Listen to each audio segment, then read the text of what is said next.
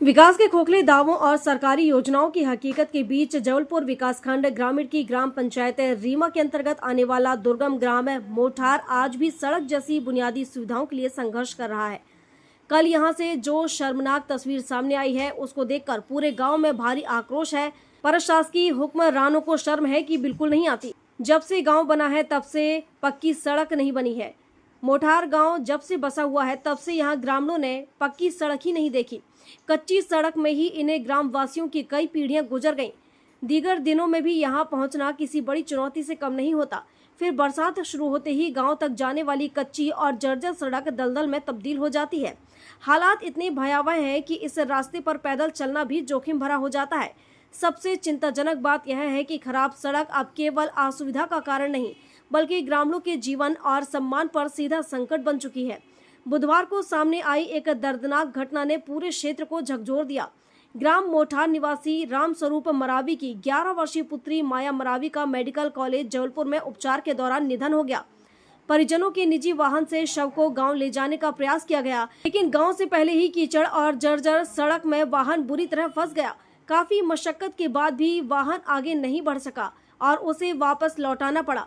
इसके बाद ग्रामीणों ने बरगी नगर से एक हाथ ठेला मंगवाया और मासूम बच्ची के शव को उसी ठेले पर रखकर गांव तक ले जाना पड़ा। जिस प्रदेश में विकास और सुशासन के दावे किए जाते हैं, वहां एक परिवार को अपनी बेटी की अंतिम यात्रा हाथ ठेले पर पूरी करनी पड़े, यह व्यवस्था पर गंभीर सवाल खड़े करता है। ग्रामीणों का कहना है कि मोठार गाँव की सड़क वर्षों से बदहाल है।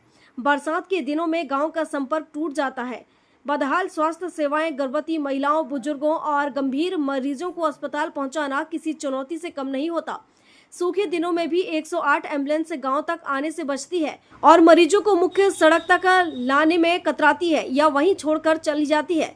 ग्रामीणों का आरोप है कि अनेक बार शिकायतें और मांग पत्र देने के बावजूद आज तक सड़क निर्माण के लिए कोई ठोस कदम नहीं उठाया गया।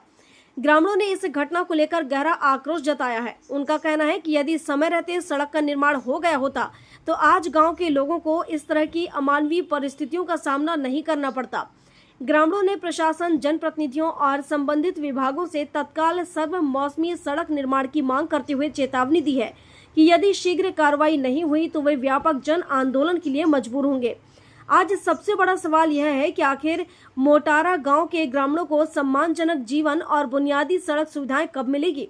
क्या हर बार किसी दर्दनाक घटना के बाद ही प्रशासन की संवेदनाएं जागेंगी या फिर यह गांव यूं ही उपेक्षा का शिकार बना रहेगा?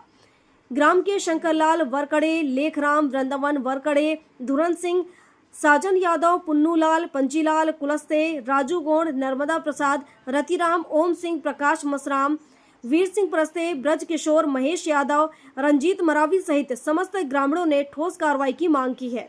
ये भैया और मोठार की उस सड़क के बारे में बताइए।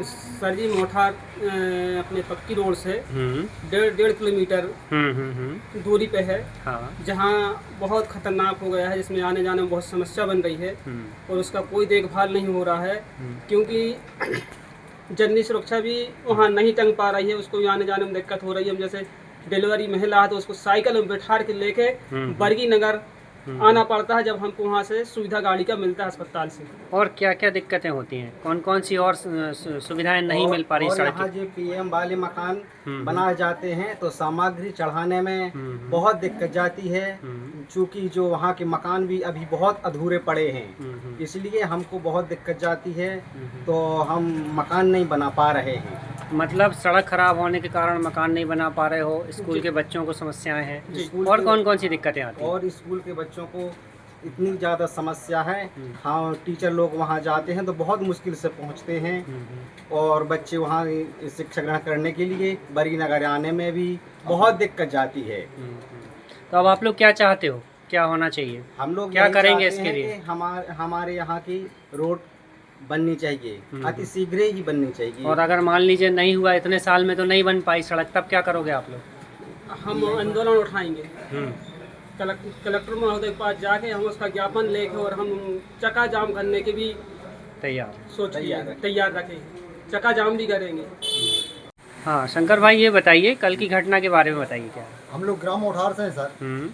हमारे गांव से एक बच्ची जो मेडिकल में भर्ती रहे, ठीक है। उसकी मृत्यु हो गई मेडिकल में, तो उसको वहाँ से जब प्राइवेट गाड़ी में लेके आए तो घाट में, ग्राम मोठार के घाट में गाड़ी फंस गई। अच्छा। इसके बाद में हम लोगों ने एक ट्रैक्टर किया, बरगी नगर से ले गए उसको, गाड़ी को निकलवाए, फिर बरगी नगर से एक ठिलिया ले गए हाथ वाली, अच्छा। जिससे डेड बॉडी को हम लोगों ने ग्राम मोठार ले गए और उससे अंतिम संस्कार किया।